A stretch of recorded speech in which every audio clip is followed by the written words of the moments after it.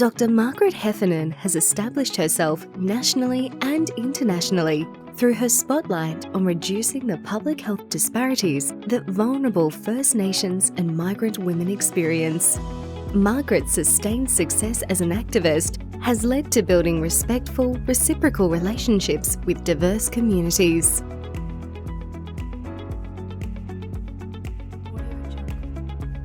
It's incredibly humbling when I received the phone call to say that I was one of the initial recipients. I really was quite surprised because you just get on and do your work as you do. But I was very mindful that it also represented the support I'd had from thousands of people around me that led to this. So I find it a real privilege. I hope it inspires current and future generations that anything is possible. And that's one of the fantastic things that a Loreto education does here with its underlying values and principles, that women can achieve everything. And so that initial vision of Mary Ward and Gonzaga Barry really, you think, gee, I really am living it. I hadn't given it much thought.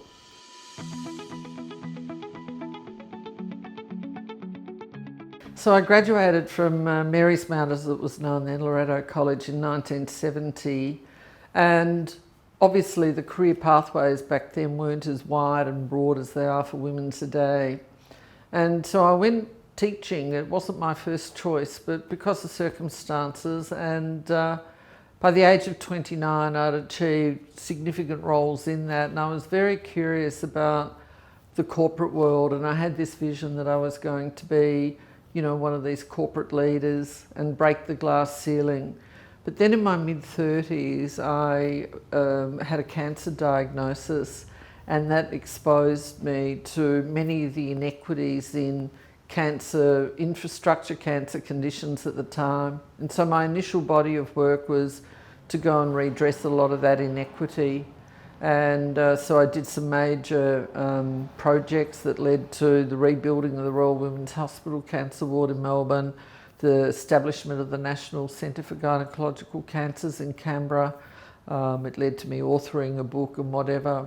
And then when I was well enough to return to work, I thought, I've lost a whole skill set and nearly a decade of growth and opportunity. So I thought, no, I was a pretty good educator.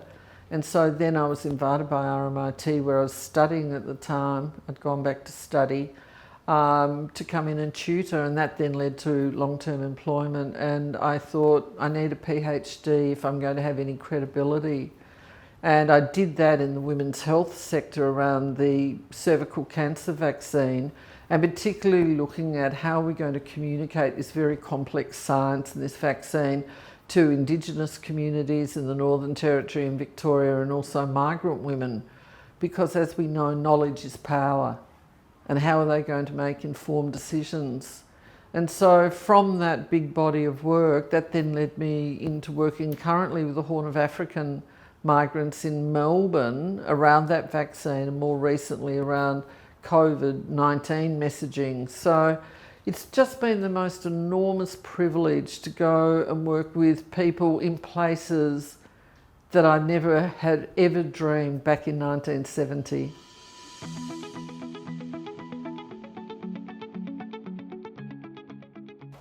So I was 13 when I started at Loreto. I was a boarder, and I'd come from a family that had a very strong sense of justice, and my father was in agriculture politics, so I could see the power of advocacy. But as a 13-year-old, you just took it for granted.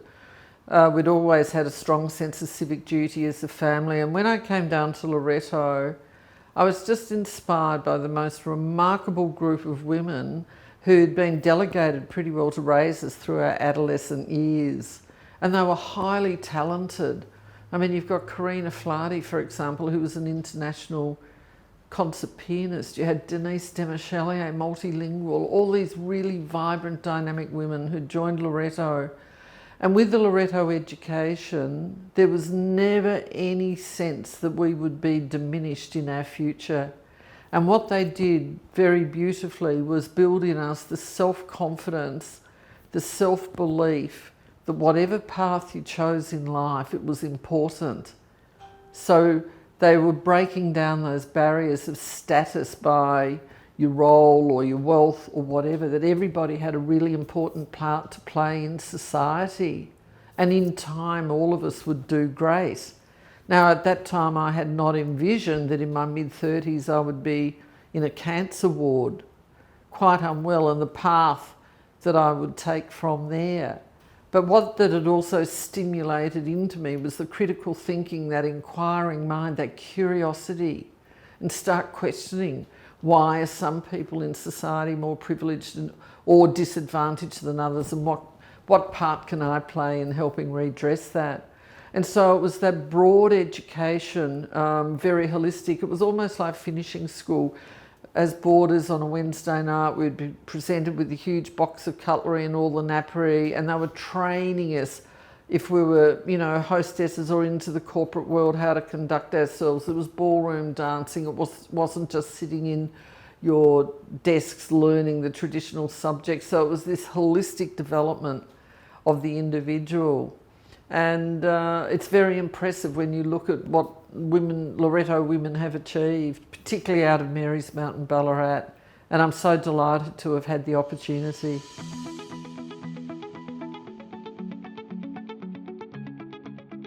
So when I think of my time at Loreto, obviously coming in as a 13-year-old, leaving as a 17-year-old, and that incredible growth. And so I think there was the scholastic success. I was very creative, and I really loved our art lessons because we had these amazing studios full of all these wonderful materials and that you could work with, through to, the drama, and I was in the orchestra, and then the traditional STEM subjects and everything else. And just the talent of the teachers was fantastic. But then, of course, as you got a bit older, you started to think, oh my gosh, there's life outside the walls. And I'll never forget one day Imelda Rowe and Charles Smitherin used to come up from Melbourne. They were distinguished ballroom dancers, and we'd have dancing classes every night. And it was the year that Jean Shrimpton came out for the Melbourne Cup. And she, of course, shocked the establishment because she wore the mini dress and she had the straight hair and no gloves and handbag, and the establishment was really shocked. The next day on the notice board up in the main top corridor for us, here's a photo of Shrimpton and a message: girls of Loreto should never wear a dress this short or fishnet stockings. And of course we were told don't wear red patent leather shoes, and we used to have to kneel down and get our uniforms measured, and I've got really fat knees, so 2 inches above the ground was still looking really daggy in our uniforms, and we had to be fully gloved, hat on, blaze, and no holes in stockings if we were allowed down into the city centre. But I really laughed, and I was just saying to a friend recently, I wonder what they were worried about, what we were going to get up to. Of course, there were the midnight feasts in the dormitories, and you'd be up on the roof larking around. And Denise Demichelier, who was our boarding mistress, said to us at a reunion, we knew what you girls were up to after dark, but we knew you were also confined in the boarding school, that many of you were homesick, that we had to give you a little bit of freedom. We kept an eye on you to make sure you were going to be safe. And then, of course, you had the fantastic walk around the lake, and I was really lucky that a good chum, Maureen Flynn, who's now Min Myers, her aunt lived around the lake, and so every Sunday a small group of us would go around there for afternoon tea. So I was trying to find that balance in your place. You're all living in very close context, but it was just wonderful. And now I look back and I think, gee, I was so fortunate to have that opportunity. Yeah, lots of amazing stories came out of it. We'd decorate the hall every year for the school social, and we'd have big posters up and whatever, and much anticipation about that. And we used to think the St. Pat's boys were a bit daggy, but they'd come across and twirl us around. And it was almost a very simple, naive era. We didn't have the social media, we didn't have computers, no one had a mobile phone.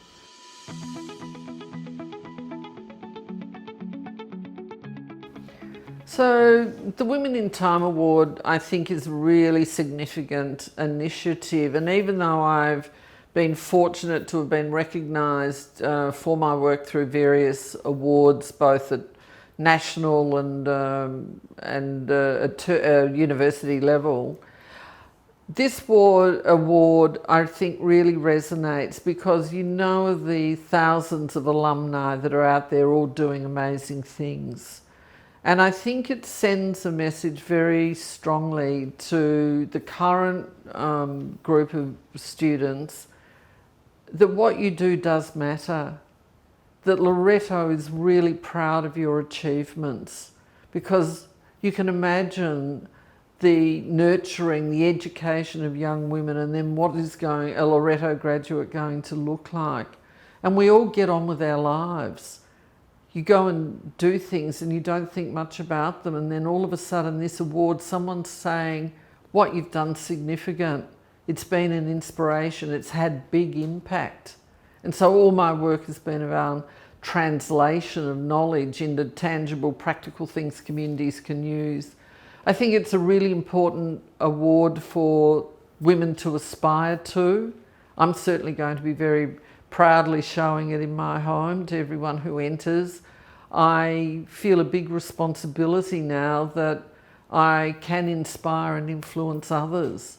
You know, to be one of the inaugural recipients, I don't wear lightly, because I know there would have been other formidable entries that were along with mine, and for me to be selected. However, we also need to be mindful that our achievements always have impact. And if it doesn't result in you being the recipient, the winner, you're still a winner in your own way, because that's what Loreto does. It builds that confidence to make a difference. But I think this Women in Time is going to, in time, inspire young women, because we're now in a really complex environment, that anything is possible, to break through, have that courage and persistence that Mary Ward Gonzaga Barry instilled in their early vision. And if it ends up in an award, fantastic. But if it doesn't, your achievements are still worthy. Loreto College Ballarat congratulates all 4 of the incredible 2021 inductees into the Women in Time Inspiring Alumni, and now invites nominations from the Loreto community for future consideration.